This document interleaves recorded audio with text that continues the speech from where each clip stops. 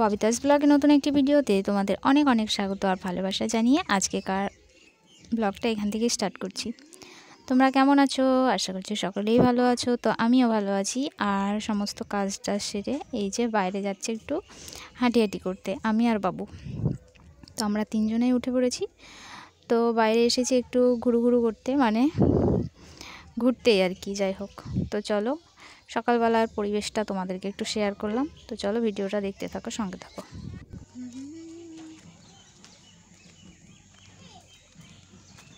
Morning walk করছি আমরা।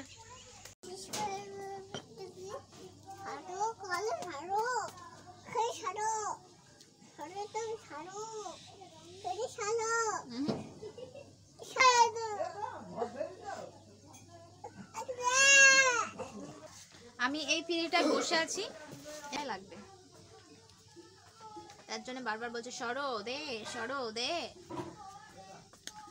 তো চাটা খেয়ে নিলাম, একটু তো ঘুরতে গেছিলাম, তো এসে চা খেলাম।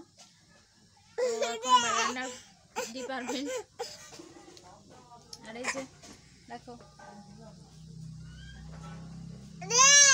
কি দেবো, ওরে পড়ে গেল তো। এই যে আলু কচুগুলো ছাড়িয়ে নিলাম, আর অন্য দিনকে কচুগুলো ভাতেই দিই, তো আজকে আলাদা করে দিতে হবে কারণ ভাতটা অনেক আগে বসানো হয়ে গেছে। আর কচুগুলো অনেক দিন ধরে পড়েছিল, তো রান্না করাই হচ্ছিল না। তো যাই হোক আজকে রান্নাগুলো করে নেব, নাহলে কচুগুলো নষ্ট হয়ে যাবে। তো আজকে আলু কচুর তরকারি করব, আর ভাতের মধ্যে দেওয়া হয়েছে মুসুরির ডাল আলু সেদ্ধ। তো এটাই হবে মেনু, মানে মুসুরির ডালটা সেদ্ধই খাবো, আলু সেদ্ধ মুসুরির ডাল সেদ্ধ আর এই আলু কচুর তরকারি, এটাই করব। তো এটাকে ধুয়ে নিলাম, এখন ক্যানের মধ্যে দিয়ে দেব।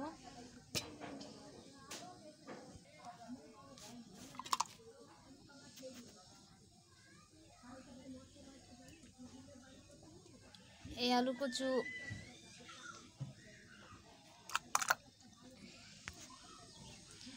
কারণ কড়াইয়ে সিদ্ধ করলে কড়াইয়ে একটু দাগ হয়ে যায়, তো সেই কারণে এই ক্যানের মধ্যেই বেশিরভাগ করি।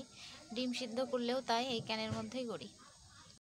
তো আলু কচু সেদ্ধ বসিয়ে দিয়ে এই যে আনাজপাতিগুলো কেটে নিয়েছি, আর মানে আলু সেদ্ধ মাখা করার জন্য একটু টমেটোগুলো মানে ভেজে নিচ্ছি অল্প অল্প করে। তো টমেটো ভাজা, পেঁয়াজ, লঙ্কা, ধনেপাতা, তেল, লবণ এগুলো দিয়ে আর কি আলু সেদ্ধটা মাখা হবে, তো সেই কারণে ভাজলাম। আর ডাল সেদ্ধ এমনি করব। আর এবার মানে আলু কচু সেদ্ধ হয়ে গেছে সমস্ত কিছু, তো এবার আলু কচুর তরকারিটা আমি রান্না করে নেব। তো আমি তো এরকমভাবে রান্না করি, পেঁয়াজ, রসুন, আদা এগুলো দিয়ে আলু কচুর তরকারি রান্না করি, আর গরম মশলা।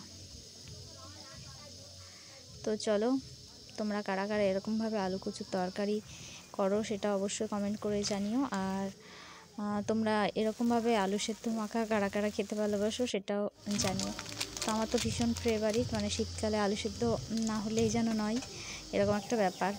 মানে সমস্ত কিছু দিয়ে আলু মাখা খেতে না ভীষণ টেস্টি লাগে, শীতকালে তো ভীষণ ভালো লাগে। তো চলো ভিডিওটা দেখতে থাকো, সঙ্গে থাকো। তো এই যে আমার রান্না কমপ্লিট হয়ে গেছে, আলু কচুর তরকারি, আলু সেদ্ধ মাখা, ডাল সেদ্ধ মাখা, আর বাবুর জন্য অল্প লঙ্কা ছাড়া দেখো মেখে রেখেছি। তো এই ছিল আজকের মেনু।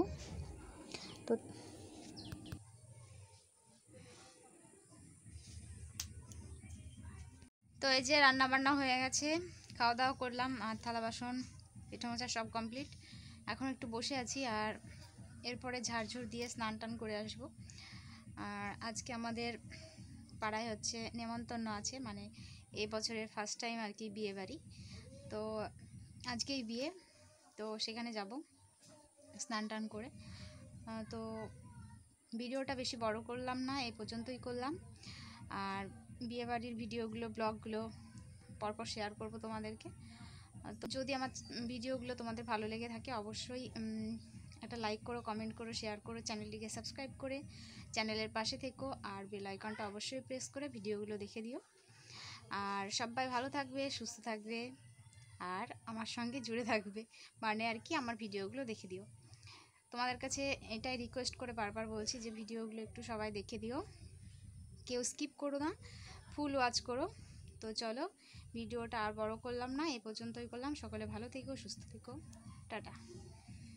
দেখা হবে আবার নতুন একটা ভিডিওতে।